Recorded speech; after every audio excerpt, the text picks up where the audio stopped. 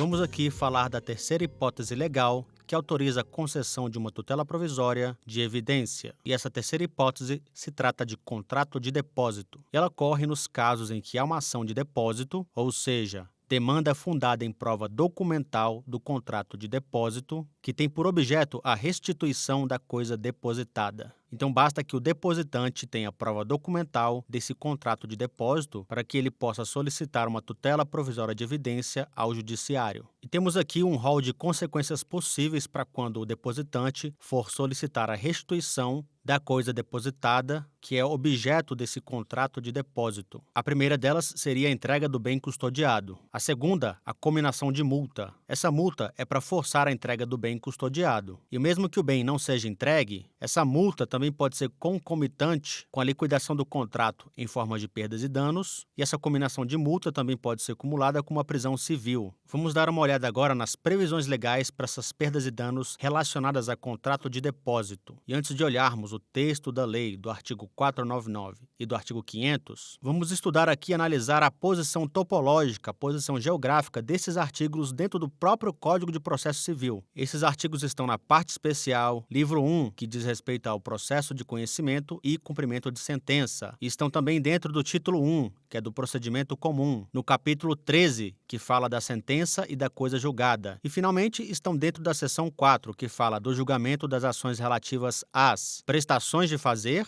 de não fazer e de entregar coisa. Veja que a própria posição, a própria localização desses artigos dentro do Código de Processo Civil já diz muito sobre o teor, o texto, a redação, o conteúdo dos temas que esses artigos vão tratar. Agora vamos analisar o conteúdo desses artigos. O artigo 499 diz em seu caput: a obrigação somente será convertida em perdas e danos se o autor o requerer, ou se impossível a tutela específica, ou a obtenção de tutela pelo resultado prático equivalente. E lembrando que isso vale para a obrigação de entregar a coisa. E o contrato de depósito trata-se de uma obrigação de cuidar, zelar e preservar a coisa depositada, que é o objeto do contrato, e prevê a restituição, a entrega da coisa depositada. Sendo assim, esse artigo 499 se aplica a contratos de depósito e prevê a possibilidade de liquidação em forma de perdas e danos. E o artigo 500 traz em seu caput a seguinte redação: a indenização por perdas e danos dar-se-á sem prejuízo da multa fixada periodicamente para compelir o réu ao cumprimento específico da obrigação. Então, o artigo 500, além de falar da hipótese de perdas e danos, também fala da hipótese de multa. E aqui, ainda sobre a hipótese de prisão civil como consequência de um contrato de depósito que não foi cumprido, que não foi honrado, classificando assim o depositário como o que a lei e a doutrina chama de depositário infiel, que é aquele depositário que não honra e que não cumpre o contrato de depósito. E uma das possíveis consequências para o depositário infiel é a prisão civil. Lembrando que atualmente só existem duas exceções para a prisão civil no direito brasileiro. Essas duas possibilidades são inadimplemento de obrigação alimentícia, quando alguém não paga a pensão alimentícia, ou no caso do depositário infiel. Essas são as duas exceções para a prisão civil por dívida no direito brasileiro. E a Constituição Federal, em seu artigo 5º, inciso 67, traz a seguinte redação: não haverá prisão civil por dívida. Essa daqui é a regra. Agora vamos à exceção. Salvo a do responsável pelo inadimplemento voluntário e inexcusável de obrigação alimentícia, que é a hipótese quando um dos alimentantes não cumpre com a obrigação alimentícia, não paga a pensão alimentícia para o alimentado. E aqui vale para qualquer pessoa, qualquer sexo e qualquer gênero. E aqui, por final, a segunda exceção dessa regra, a do depositário infiel. Ou seja, essas são as duas únicas exceções onde se admite prisão civil por dívida no direito brasileiro. E a força aqui é força de constituição. Dentro da pirâmide de Kelsen, é o grau mais elevado para uma força normativa de qualquer dispositivo legal.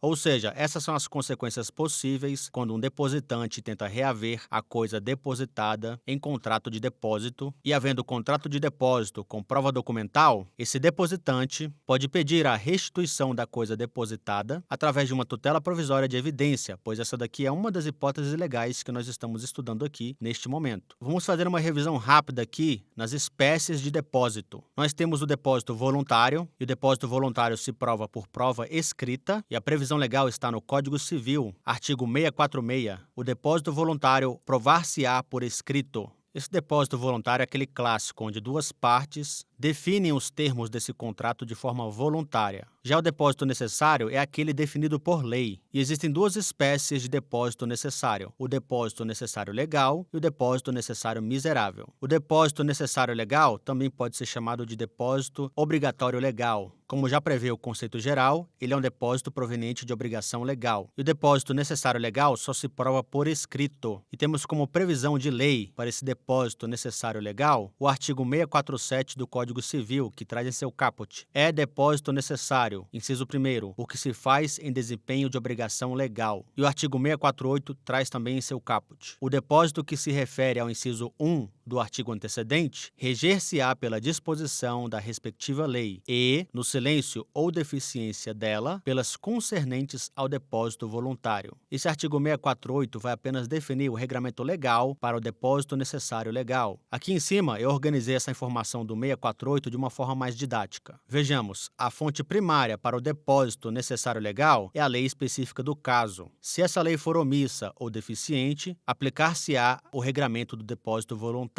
É isso aqui, basicamente, que esse artigo 648 diz. E agora vejamos o contrato de depósito necessário miserável. Esse é o depósito feito quando ocorre uma calamidade, um caso fortuito ou força maior, como incêndio, inundação, naufrágio, entre outros. E no caso de depósito miserável, será admitida qualquer prova documental, ainda que não seja escrita. Por exemplo, foto ou vídeo. E o artigo 647 do Código Civil diz em seu caput: é depósito necessário, inciso 2º, o que se efetua por ocasião de alguma calamidade, como o incêndio, a inundação, o naufrágio ou o saque. Parágrafo único. As disposições desse artigo aplicam-se aos depósitos previstos no inciso 2 do artigo antecedente, podendo estes certificarem-se por qualquer meio de prova. Então essa daqui foi uma breve revisão das espécies de contrato de depósito. E qualquer uma dessas espécies de contrato de depósito podem ensejar um pedido de tutela provisória de evidência, pois elas se enquadram nesse inciso 3 do artigo 311 do CPC, que traz em seu caput: a tutela de evidência será concedida independentemente da demonstração de perigo de dano ou de risco ao resultado útil do processo, quando, inciso 3º, se tratar de pedido repersecutório fundado em prova documental adequada do contrato de depósito, caso em que será decretada a ordem de entrega do objeto custodiado, sob cominação de multa. Só lembrando que o pedido repersecutório é o pedido de devolução ou restituição de um bem que é seu, objeto de um contrato de depósito. Então aqui nesse inciso ele fala sobre a prova documental, contrato de depósito, fala da entrega do objeto e até da cominação de multa, caso o depositário demore em entregar o objeto. E o doutrinador que eu usei como fonte para essa classificação aqui dos contratos de depósito é o Alexandre Freitas Câmara. Ele que traz aqui essa classificação que eu utilizei para contrato de depósito. Claro que, em se tratando de direito, com certeza existem outras classificações doutrinárias. E isso é o que você precisa saber sobre essa terceira hipótese para a concessão de uma tutela provisória de evidência, que é a hipótese do contrato de depósito. Eu vou ficando por aqui e a gente se encontra na próxima aula, onde eu irei falar sobre a última hipótese legal que autoriza a concessão de tutela provisória de evidência. Se você estiver gostando desse curso, eu peço por favor que se inscreva no canal, curta, comente,